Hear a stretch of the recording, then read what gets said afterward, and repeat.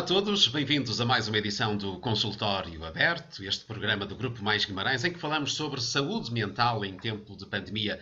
Já falamos de imensas questões relacionadas com a saúde ao longo destes 39 programas, estas 39 edições do Consultório Aberto. E todas elas podem ser vistas em maisguimarães.pt, podem ser vistas no nosso canal do YouTube. Habitualmente também estamos por aqui nas redes sociais e convidamos-los a enviarem-nos as vossas questões também por aqui, por mensagem privada para a nossa página no Facebook. Enviamos já agora, podem enviar também as vossas dúvidas e preocupações para o e-mail leitor@maisguimarães.pt. Já ao longo de este mais de um ano de edições do Consultório Aberto, podemos responder a inúmeras questões que nos foram lançadas pelos nossos leitores. Cá estamos para mais uma edição do Consultório Aberto. Estamos agora mais desimpedidos das saídas à rua, estamos num período de desconfinamento, quase a voltar àquela normalidade que todos desejamos.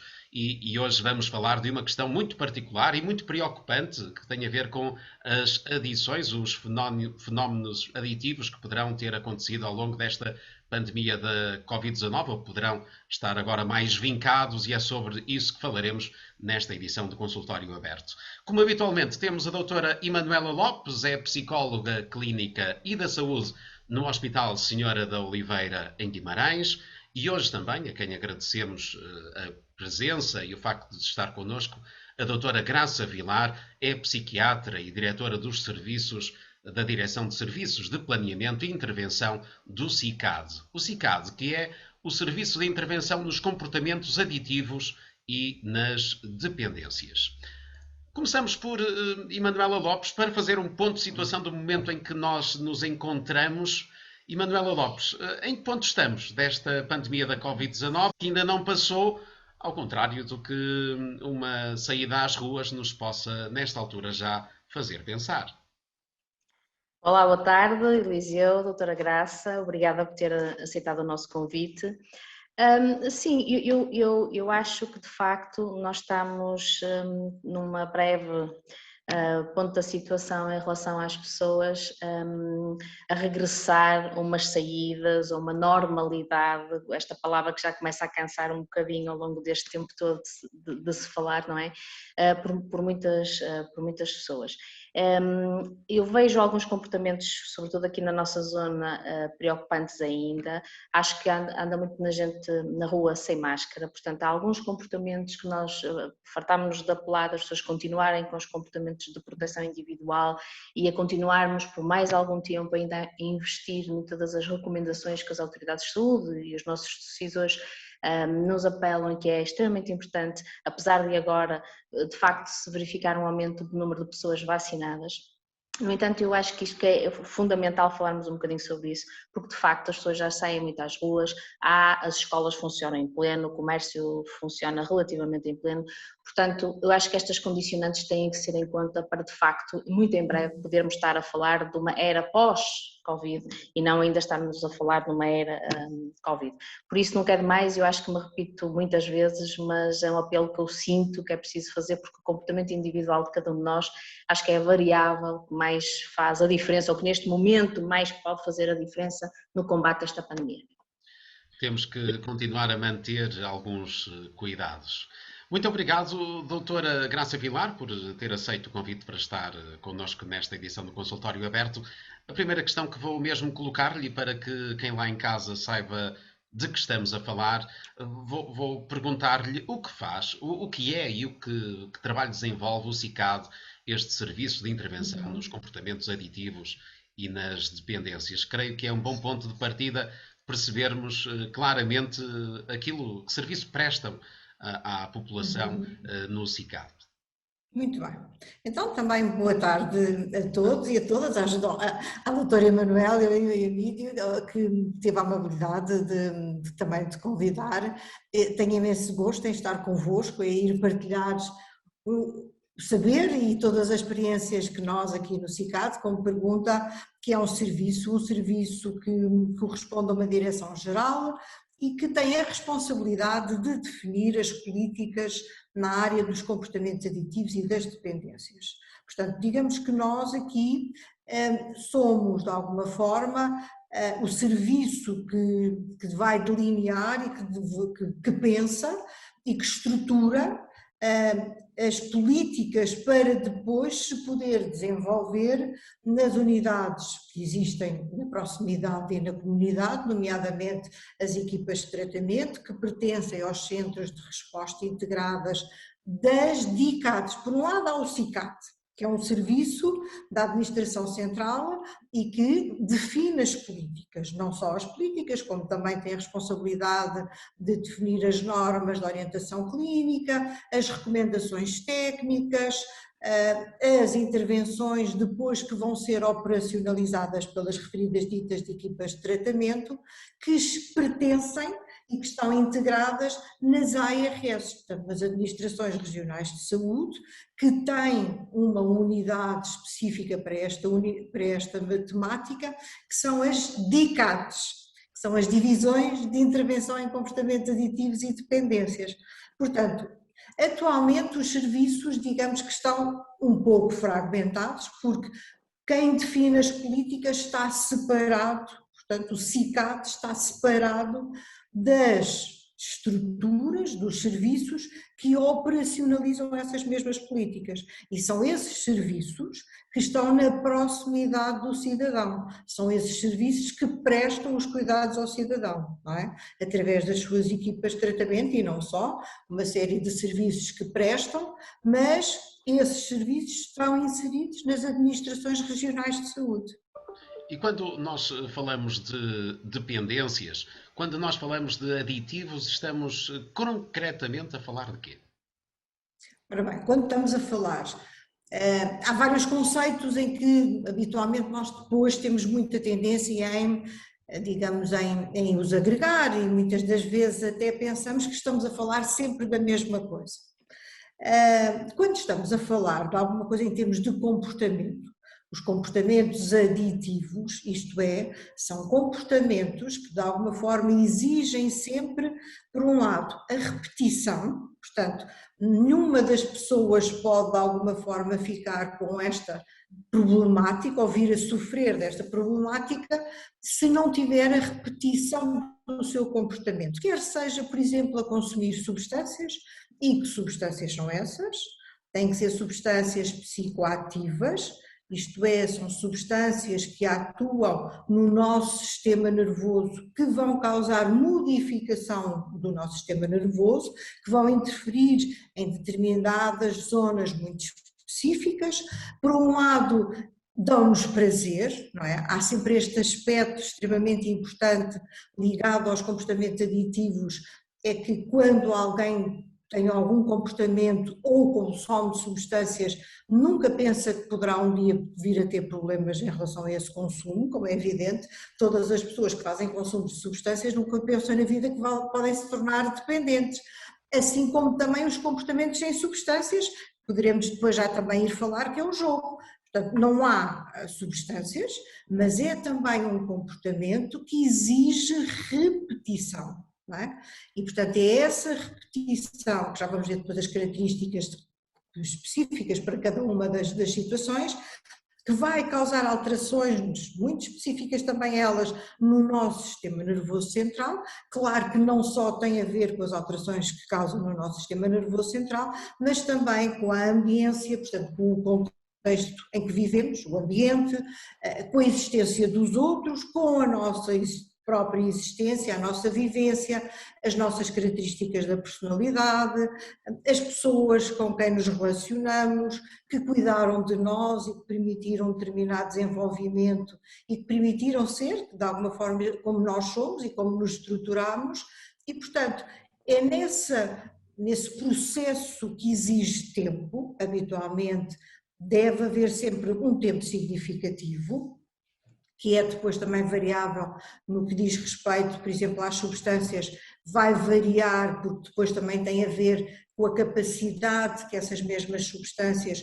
causam alterações no nosso sistema nervoso e, se por um lado nos dão muito prazer, por outro lado causam alterações muito significativas e que rapidamente podem induzir dependência, como também em termos de comportamentos, no caso do jogo, que também é preciso tempo para vir a causar exatamente toda esta problemática da dependência. Digamos, quando falamos, por um lado falamos dos comportamentos, que todos nós temos, comportamentos com potencial aditivo. A nossa vida não existe, porque há uma série de comportamentos, nomeadamente até logo quando nascemos, até a própria alimentar-nos, não é? Depois do nosso desenvolvimento da espécie, não é? Através do comportamento sexual. Portanto, tudo está associado sempre ao prazer, não é? Que é um aspecto muito relevante. A associação do prazer a todos os comportamentos. Só depois, numa fase em que passa a ser substituído esse prazer pelo desprazer, isto é, pelo sofrimento, pelo mal-estar, pela desadaptação a diferentes contextos, é que podemos entrar na rampa, como se diz, e evoluir para uma situação de dependência, uma situação de doença, e que são situações graves, não é? E Manuela, a nível local, consegue identificar alguns aditivos, algumas tendências que tenham surgido, eventualmente, neste período da pandemia da Covid-19? Digamos. Sim. Não, Só que... Pode ser uma questão para as duas abordarem. Para as duas. Portanto, Eu até num acho cenário que... mais macro e outro mais relacionado com Sim, comunidade e a local. doutora Graça poderá aprofundar e deverá, porque a minha experiência nesta área é mais limitada, porque, como a doutora falou, existem os chamados CRI, portanto os Centros de Resposta Integrada, onde estas pessoas e as questões dos comportamentos aditivos são tratadas, não são propriamente a nível hospitalar e nem a nível do contexto privado. Portanto, o que eu tive mais experiência e que tenho são com os familiares, precisamente também o que a doutora Graça falou, que nos aparecem mais na consulta, portanto, as mulheres, ou os maridos, ou os pais, sobre tudo isto, e verificou-se um aumento significativo na pandemia. Daí que achamos importante falar e fazer um programa como o de hoje. Para além daquilo que é o jogo, porque o jogo é uma diversão, não é? E que se generalizou e que todos nós, quer dizer, até é uma atividade inofensiva, aparentemente inofensiva, que se calhar todos nós já jogamos um jogo ou uma carta, as raspadinhas ou Euromilhões, e nem por isso ficamos viciados. Outras pessoas, sim. E então, nesta questão da pandemia, toda a experiência que eu tive da Graça foi muito na questão do jogo online, porque como estávamos confinados, as pessoas em casa, os jovens, isto é muito escondido, também o gasto do dinheiro não é tão objetivo, porque é com os cartões de crédito, então houve para aqui situações muito complicadas, que por um lado com gastos enormíssimos de dinheiro e por outro lado esta situação da família que levou a disfunções, que levou a família toda a adoecer do ponto de vista psicológico, reativo precisamente a esta questão. E eu acho que isso é extremamente importante falarmos sobre isso, a partir do momento em que há, de facto, uma dependência do jogo, e depois estas duas, o online e o offline, não é? Porque eu acho que são duas variantes importantes. Mas repare, como estava a dizer... Como estava a dizer, eu acho que é muito importante este aspecto que levantámos aqui, de termos um ponto de partida, que é o facto de pensarmos que o jogo é muito importante na nossa existência, de todo o ser humano. No nosso processo de desenvolvimento, não é? Desde crianças, é extremamente importante termos a oportunidade de jogar. Porque jogar está associado, realmente, como disse a doutora, a uma atividade lúdico, e não só é lúdico, isto é, que também dá prazer e que permite o brincar, como também permite o nosso desenvolvimento, nomeadamente no processo da nossa estrutura relacional, desde pequenos e até mesmo quando adultos. É extremamente importante nós jogarmos entre a família, os nossos irmãos, ou os nossos primos, os filhos, os amigos. Portanto, é um meio de socialização. Isto é extremamente importante.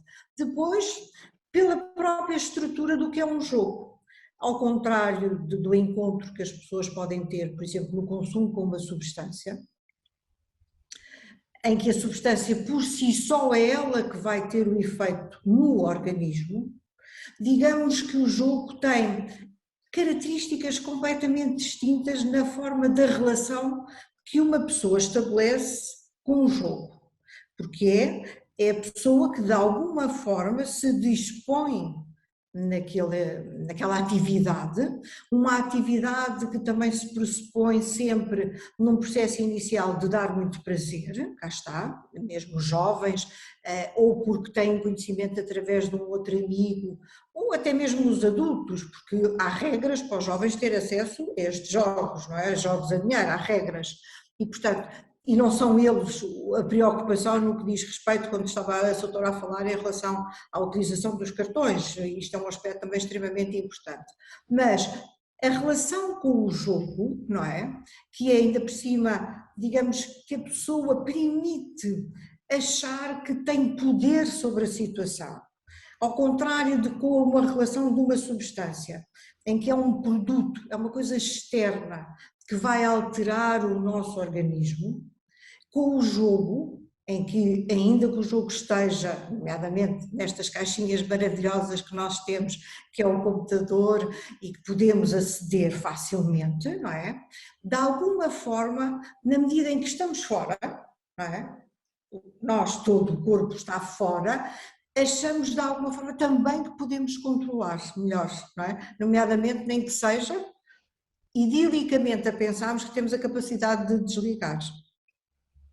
E, portanto, a relação que se estabelece é muito curiosa, porque de alguma forma ainda há estudos e cada vez vai havendo mais estudos, mas também de alguma forma ainda sabemos muito pouco sobre todo este processo. E é como a doutora estava a dizer, é realmente um processo que se vai desenvolvendo de uma forma silenciosa.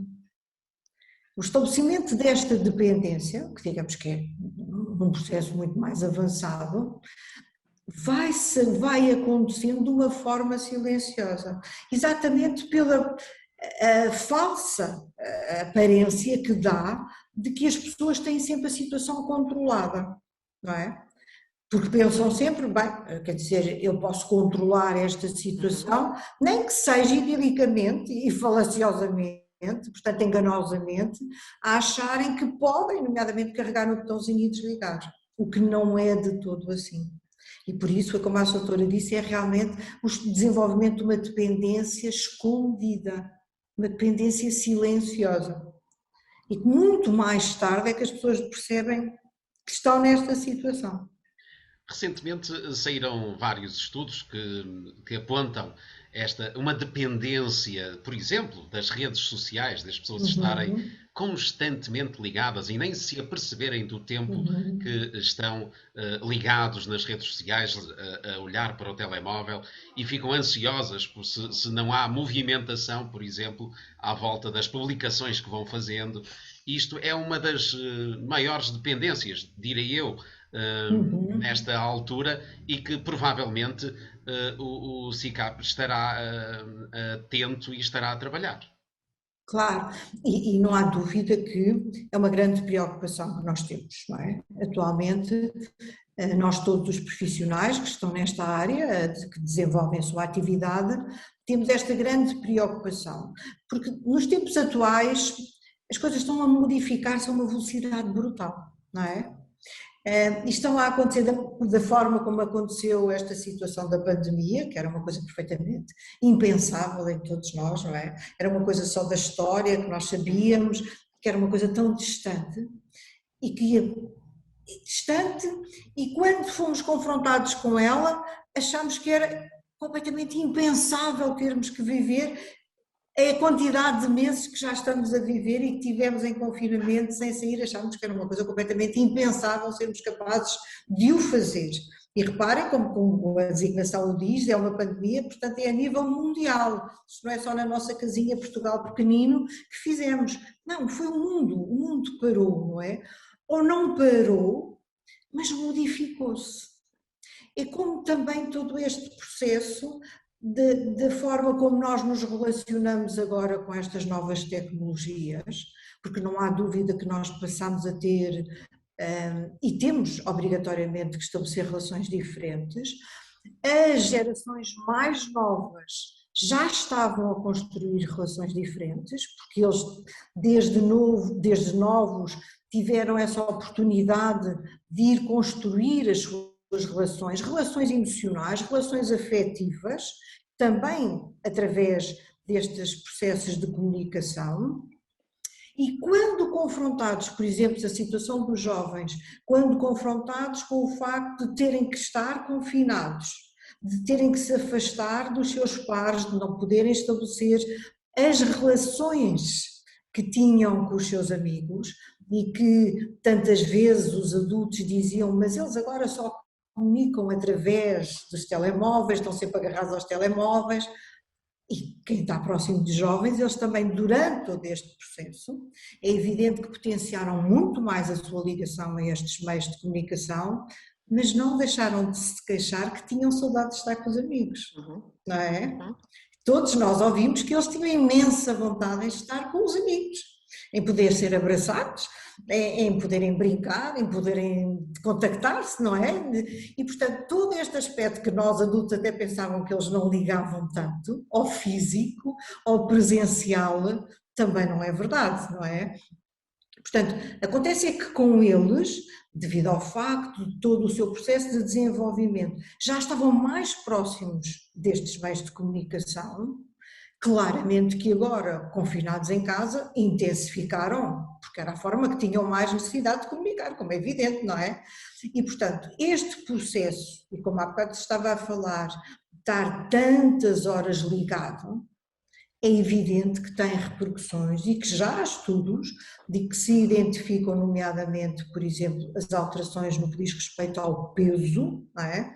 Os jovens, em termos da obesidade que já está a acontecer em jovens, consequentemente a este período terem estado tanto tempo em casa, sem a ausência de atividade física, de não se poderem ter as suas deslocações, de poderem estar imensas horas até ligados a estes meios e, consequentemente, depois também não dormirem adequadamente, alimentarem-se mal, não é? E depois haver todas estas alterações, consequentemente, que também estarem, e muitas das vezes as figuras parentais terem dificuldade, também não podemos dizer que não controlam, como é evidente, alguns não têm essa capacidade de controlar ou não conseguem, alguns pais ou as figuras parentais, as cuidadoras, mas há outros que sim, mas acontece é que também é muito difícil tudo ser controlado, não é? E os jovens que estão entregues depois muito a eles próprios, nos seus quartos, e poderem muitas das vezes também ter acesso a determinados canais ou determinados programas que podem ser altamente prejudiciais para eles, não é? Que nós também sabemos. E, portanto, às vezes os pais também não sabem como é que podem controlar tudo isto, porque nem tudo é controlável na vida, como é evidente, não é? E muitas destas coisas são novas também são novas para os jovens, mais ainda para os pais. Claro. Para os pais, eu acho que é muito, até mesmo os pais neste período, ouve-se muito os pais agora dizer que tiveram curiosidade em saber o que é que os filhos jogavam, por exemplo, o nome dos jogos que os pais nem sabiam, não é? Que tipo de jogos é que eram? É claro que faz parte também os jovens, alguns poderem achar piada aos pais estarem presentes, poderem brincar, mas também faz parte do seu desenvolvimento que os pais não é para estar com eles a brincar, como é evidente, afastá-los, faz parte de todo este processo. O difícil é construir-se um equilíbrio, como é evidente, não é? Isso é que é extremamente difícil e não há livros que nos façam ensinar e que digam vamos seguir estes pontinhos todos e fazer bem, como é evidente. Nem é igual para todos os filhos. Ora, nem mais, exatamente. É curioso que estejamos a realizar este programa num dia em que até ao almoço hoje assistia a uma reportagem num canal de televisão que abordava o facto de os jovens, sobretudo os jovens, mas também os menos jovens, acrescentaria, utilizarem filtros para as suas fotografias, para as publicações que faziam na internet, passando aquela ideia de que nós já falamos também neste consultório aberto várias vezes, de que o mundo online é um mundo Rosa. perfeito e belo, portanto, em que só há alegria, por exemplo, dificilmente vemos uma cara triste nas redes sociais, dificilmente vemos um problema. O mais certo é encontrarmos toda a felicidade deste e do outro mundo online. E Manuela Lopes, como é que as pessoas podem estar de uma forma, diria, natural nas redes sociais? É possível ou as redes sociais não foram definitivamente feitas para esse fim, para as pessoas se mostrarem como são? As redes sociais podem ser feitas para as pessoas se mostrarem como são, eu penso que esse não é o problema. E também não acho que seja tanto serem para mostrar se há problemas ou não, também não será o sítio certo para as pessoas se exporem dessa forma. Eu acho que é da forma como nós interpretamos isso tudo. Realmente nós escolhemos a melhor fotografia, a fotografia do melhor não sei o quê, com os filtros todos para a cara ficar mais... Portanto, há depois questões ligadas com a própria definição de beleza, os padrões que as pessoas se identificam com o número de likes e de comentários e de sei lá mais o quê, isso é que me preocupa mais. E de facto da forma como os nossos jovens, e eu também acho e concordo que não são só os jovens, porque eu tenho muitas doentes na consulta e com uma idade média que será dos 40 para cima, que estas questões também são relativamente importantes. Portanto, isto preocupa-me e se calhar isso merece alguma reflexão num sentido assim um bocadinho diferente. Portanto, o que eu acho é assim, não me parece que seja um sítio para nós nos expormos desta maneira, nem dos problemas, nem das questões positivas. Foi muito positivo e tem muita coisa positiva às redes sociais, já falámos até sobre isso, a doutora Graça acabou precisamente de dar alguns exemplos da socialização e de algumas coisas que foram mudando, mas preocupa-me mais o facto de como é que as pessoas interpretam e transferem, de facto, para as redes sociais algumas destas questões. Sim.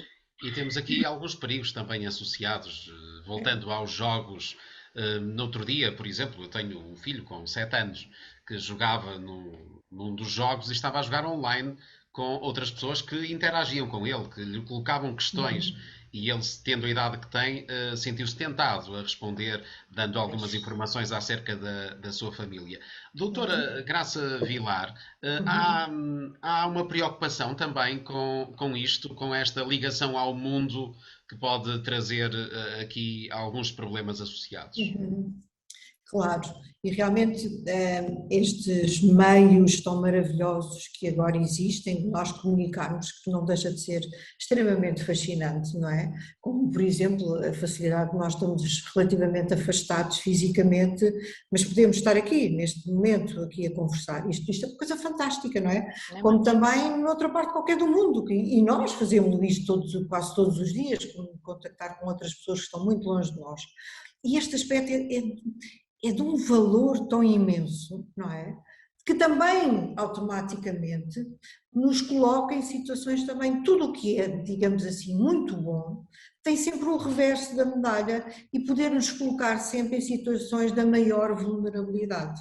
Claro que esta maior vulnerabilidade poderá estar mais presente a pessoas mais novas, como é evidente, isso parece ser natural, mas não só, como a doutora estava a falar, digamos, quase todos estamos sujeitos a muitos riscos, e não há dúvida de que temos, muitas vezes é que nem pensamos neles, como é evidente, estas coisas das fotografias, de partilharmos as fotografias, da gravação das vozes, quer dizer, a voz sendo gravada pode ser depois também trabalhada e colocada noutro sítio qualquer, onde nunca na vida pude estar, nem me passou para a cabeça estar, não é? Como nós sabemos. Portanto, há imensos riscos.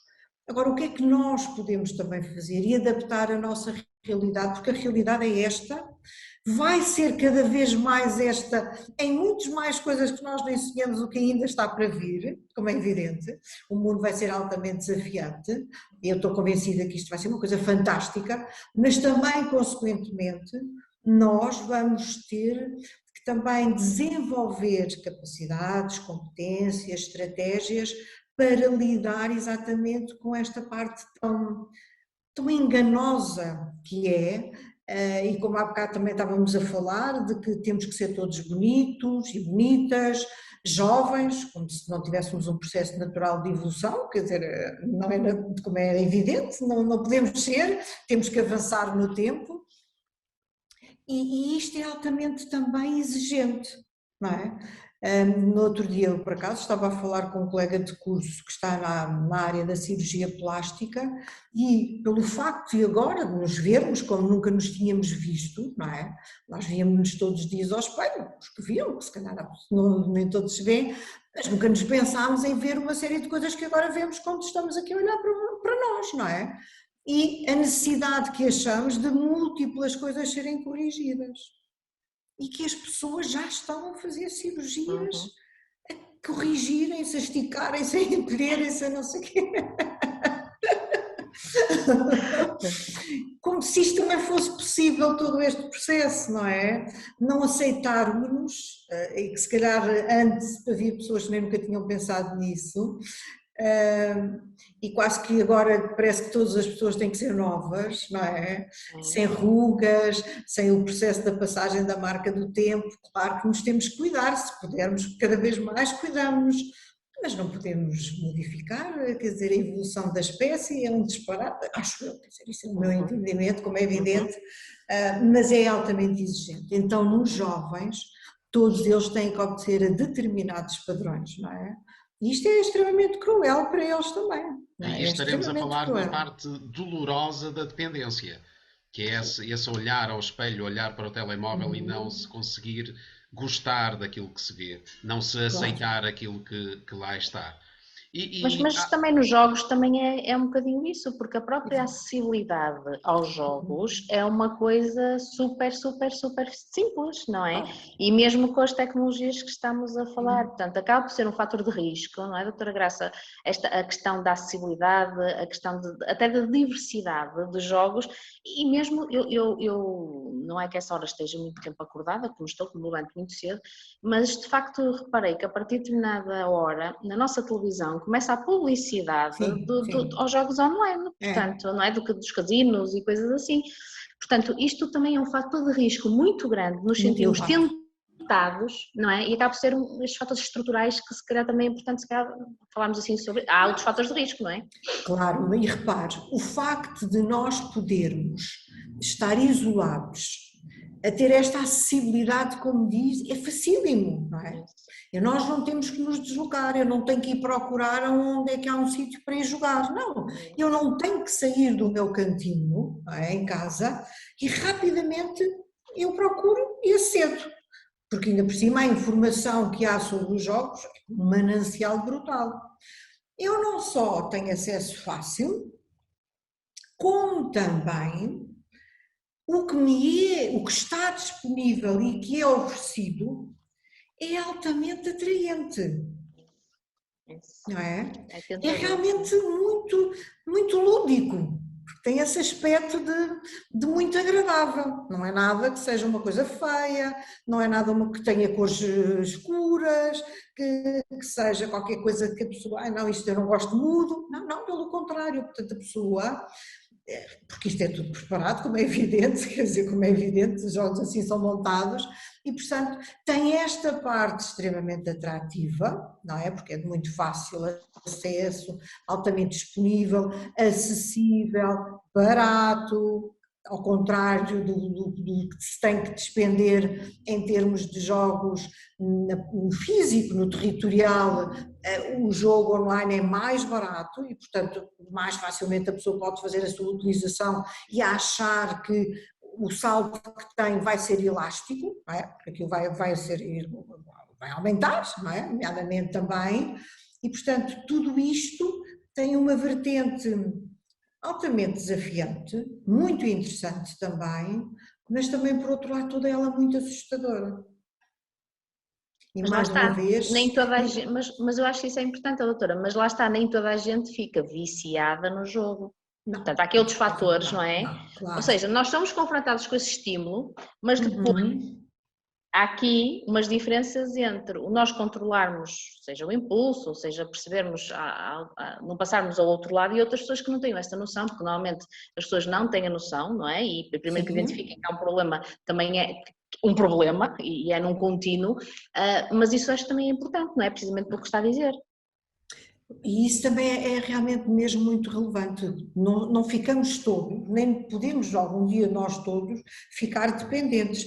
Acontece é que também não temos o poder de dizer eu não vou ficar dependente, porque não sabemos. Podemos sim evoluir para essa situação.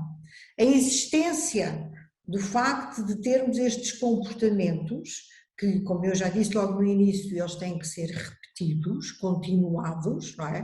Porque não basta uma vez jogar e a pessoa ficar dependente, isso não existe. Portanto, tem de haver uma repetição do comportamento, o dito continuidade naquela ação, para depois se ir construindo, isto é, um jogador ocasional não se vai transformar em dependente, não vai ter jogo patológico. Mas um jogador regular já dá um passinho mais.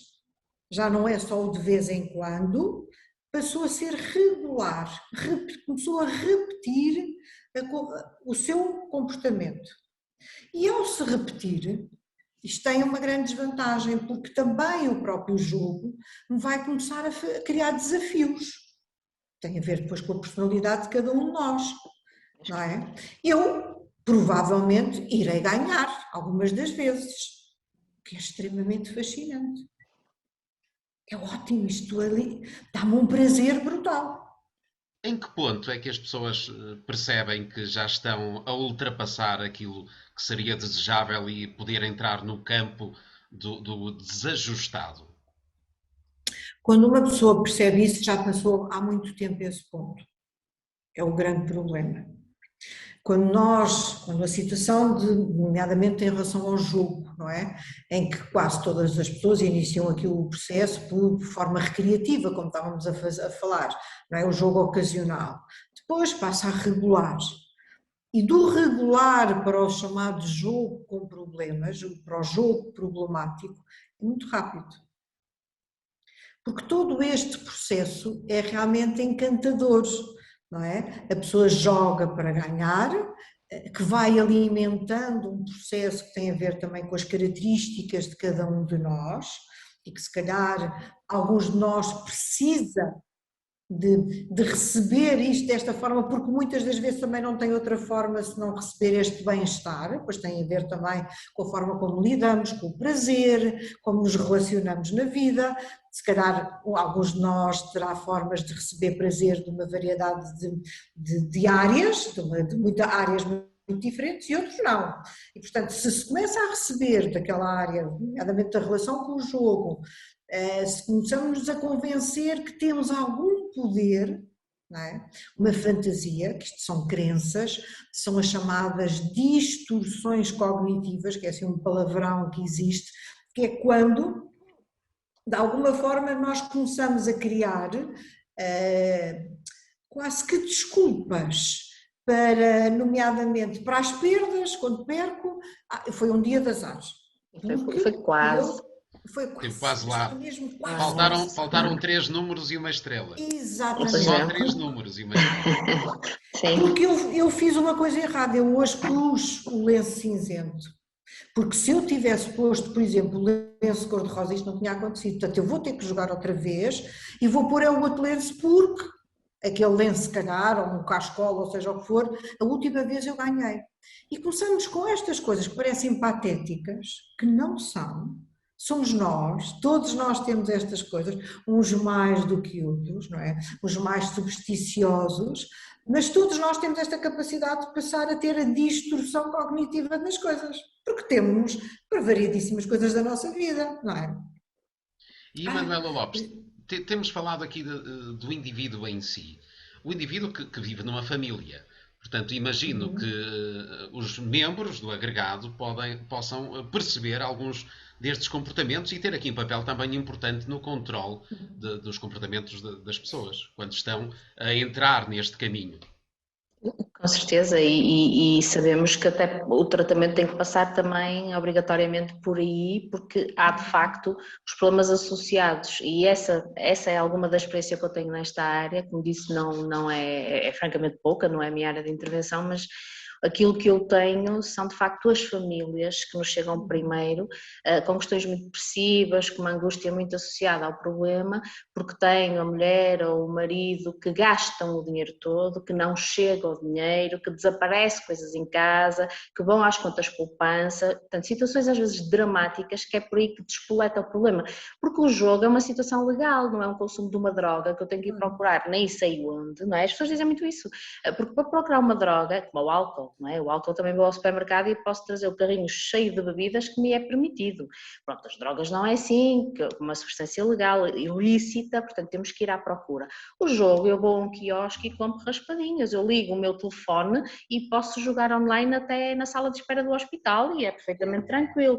Pronto, e é isto é que pode levar a estas situações depois muito dramáticas.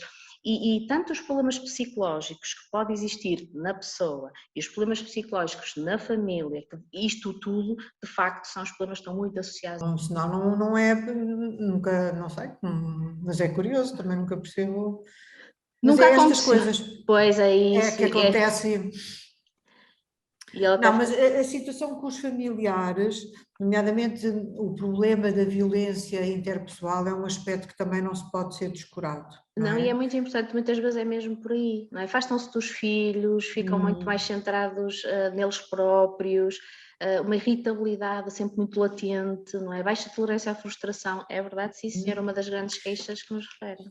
E há um aspecto que também ainda não falámos, que é também nestas situações, em que até as pessoas até que jogavam ocasionalmente, retomando outra vez o conceito, a ideia desde há um ano para cá, como é que as coisas estão diferentes. E desde há um ano para cá o facto das pessoas terem estado tanto tempo em casa e que anteriormente até jogavam só ocasionalmente, passaram-no a fazer regularmente e mais, passou a haver o consumo de substâncias também. Portanto, não só o álcool, como também em relação aos canabinoides, não é?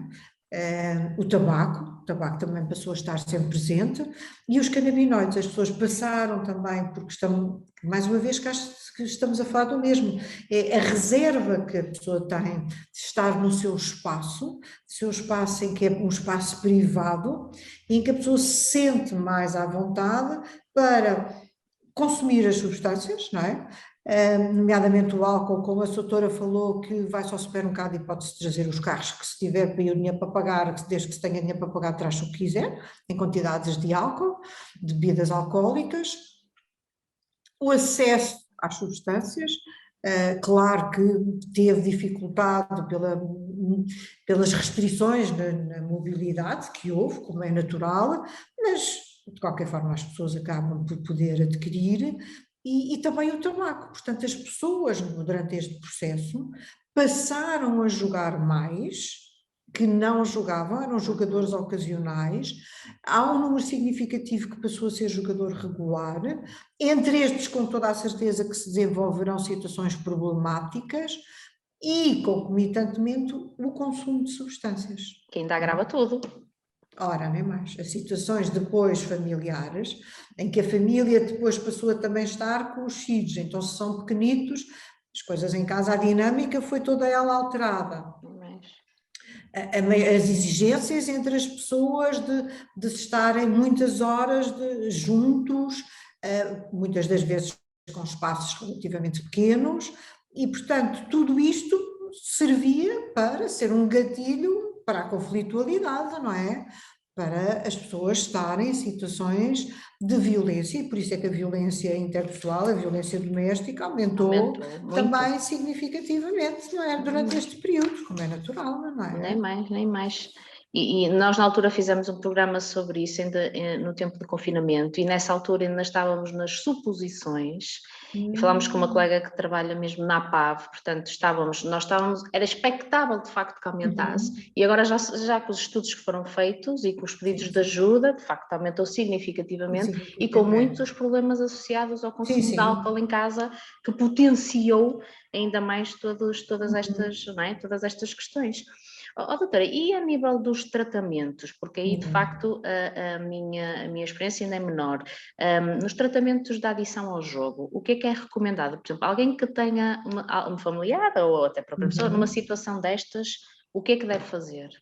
Deve dirigir-se nomeadamente a estas equipas, às equipas de tratamento da área dos comportamentos aditivos e dependências, e de alguma forma é extremamente relevante a pessoa ter um técnico que possa partilhar todo o seu sofrimento e tirar as suas dúvidas, não é? Porque muitas das vezes o elemento problema, não é? O jogador, como não reconhece a situação de doença, não reconhece a sua problemática, não procura ajuda. Não procura. Aliás, pelo contrário, até muitas das vezes a recusa determinantemente.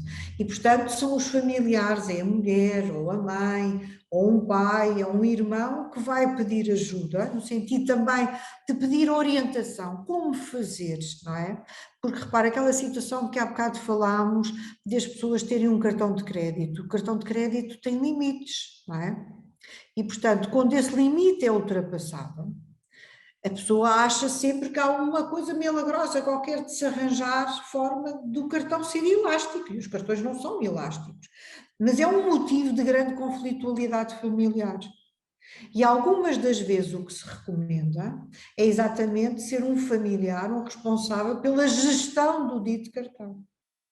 Isto tem que ser treinado com esse familiar.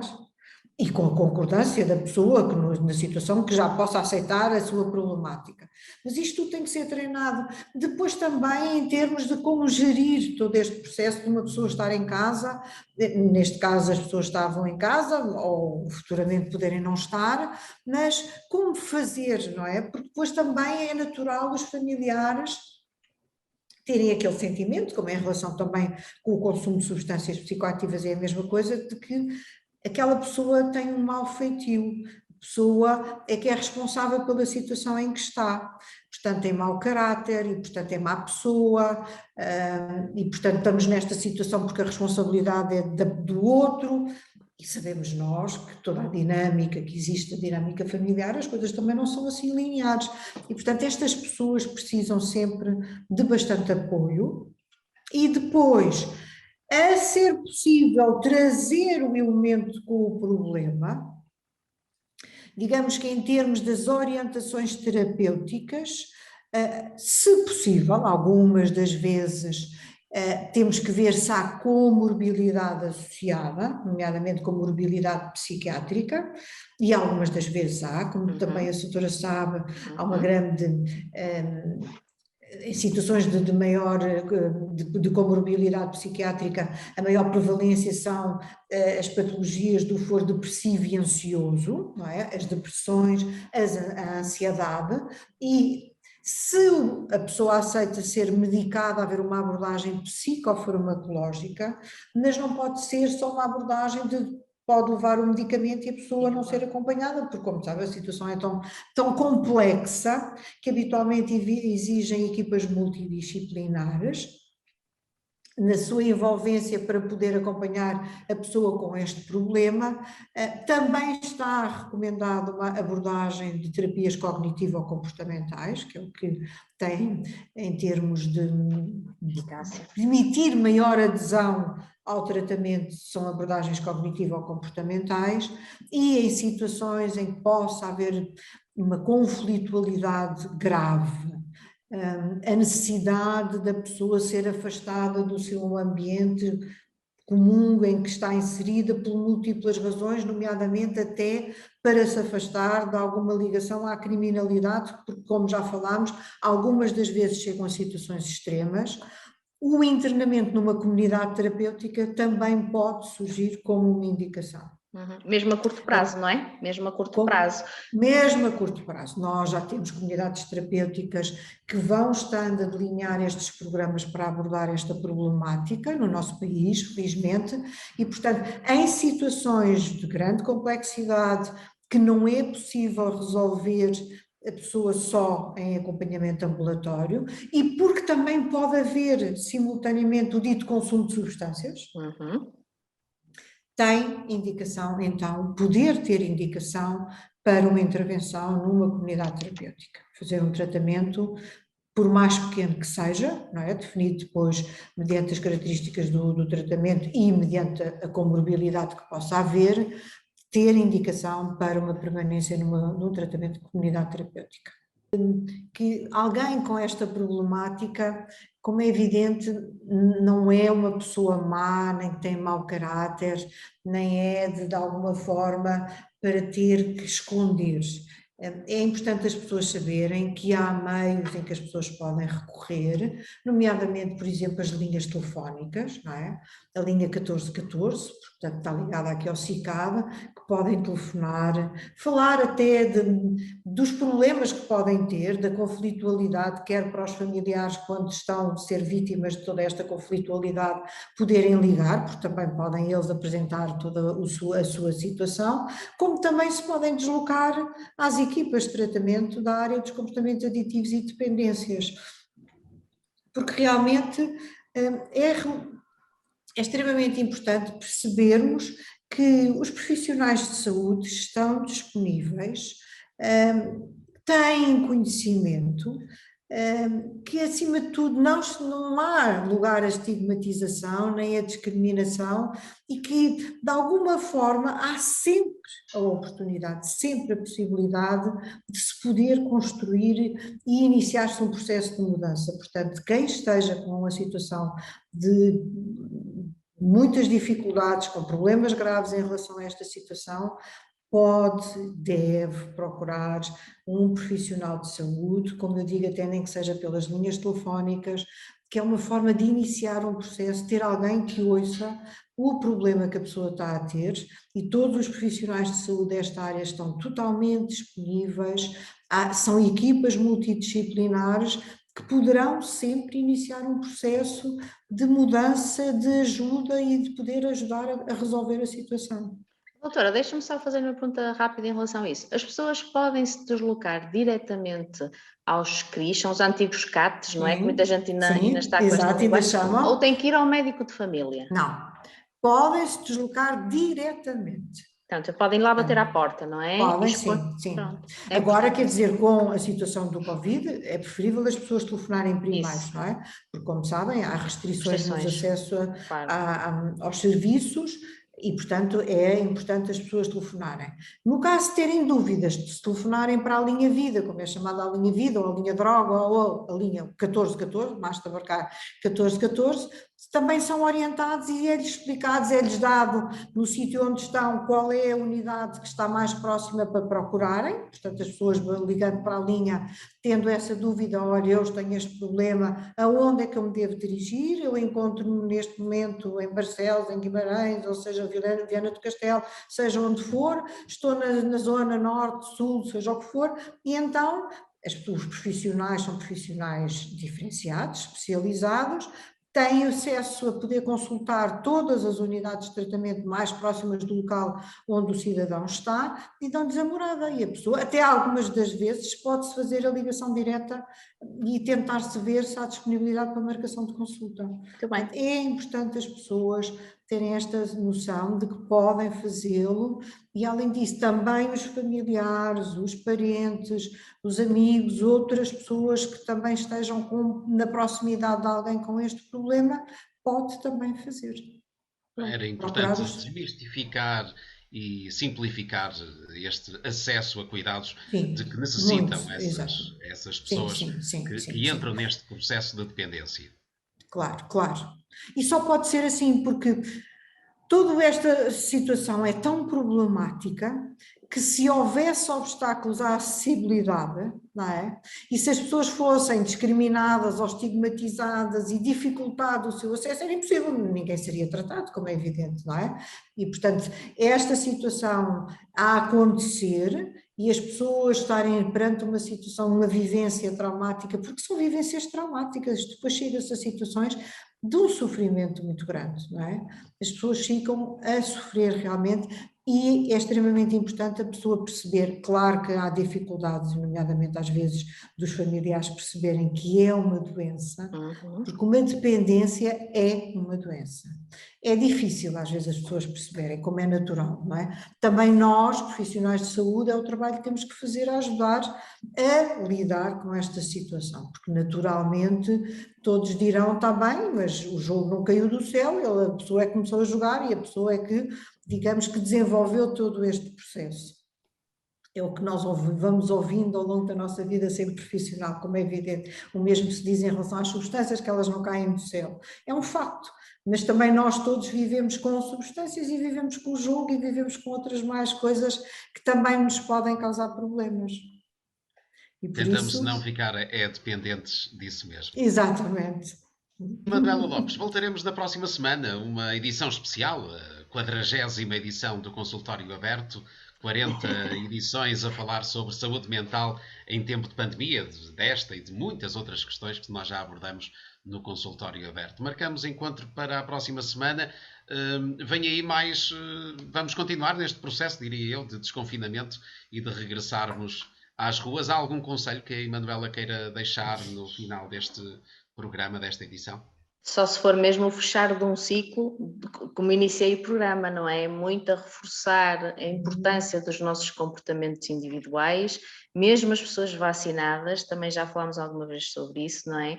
Portanto, eu já estou vacinada, mas continuo, a doutora Graça deve estar igual, quer dizer, temos que andar de máscara igual no nosso local de trabalho, na rua, portanto, a desinfecção e a higienização das mãos, a questão também do distanciamento social também é muito importante. Evidente que nota-se um bocadinho este relaxamento em relação a algumas destas questões, mas é importante reforçarmos isso porque todos juntos somos muito mais fortes e temos de facto que combater nesta fase tão crucial em que a vacinação começou a aumentar, portanto, o número de pessoas vacinadas a aumentar, portanto, todos nós somos de facto uma peça super importante no combate daquilo que é esta pandemia. E eu estou super desejosa de começar a fazer programas a falar no pós-Covid, não é? Claro, já faltou mais, diria, portanto, vamos ver pelo lado positivo. Doutora Graça Vilar, uma mensagem que possa deixar àqueles que assistem a esta edição do Consultório Aberto? A mensagem é extremamente simples, é a pessoa ter a capacidade de cuidar-se, cuidem-se todos, protejam-se no que diz respeito à pandemia, tenham cuidado, vamos mantendo os comportamentos para nos protegermos a nós todos. Perante alguma situação que tivemos a falar, quer por consumo de substâncias, quer em relação ao jogo, pois todos os profissionais de saúde desta área, a mensagem com mais força que posso transmitir é que estamos sempre disponíveis e com todo o nosso saber e a nossa disponibilidade profissional de receber as pessoas e de poder orientá-las e criar mudança da situação. E, portanto, por mais desesperante que a situação seja, há sempre uma solução para a situação, há sempre uma solução. Portanto, todos os profissionais de saúde estão disponíveis para ajudar a encontrar essa solução e a poder modificar toda esta problemática. Portanto, é cuidar, os profissionais de saúde estão aqui para cuidar das pessoas, é preciso que as pessoas também deixem de ser cuidadas. É isso. Muito obrigado, doutora Graça Vilar, obrigado, Emanuela Lopes, por mais uma edição do Consultório Aberto, que regressa na próxima sexta-feira, como habitualmente, a partir das 21h30, estaremos cá a falar sobre saúde mental. Convido-os a subscreverem o canal do YouTube do Mais Guimarães, onde estão 39 edições do Consultório Aberto. Convido-os a enviarem as vossas questões e preocupações para este espaço por e-mail para leitor@maisguimarães.pt ou por mensagem privada para a nossa página no Facebook. Como habitualmente, podem acompanhar a atualidade vimaranense em maisguimarães.pt. Resta-nos agradecer-lhes o facto de terem estado por aí a assistir a esta edição do programa. Marcamos encontro na próxima sexta-feira. Até lá. Cuidem-se.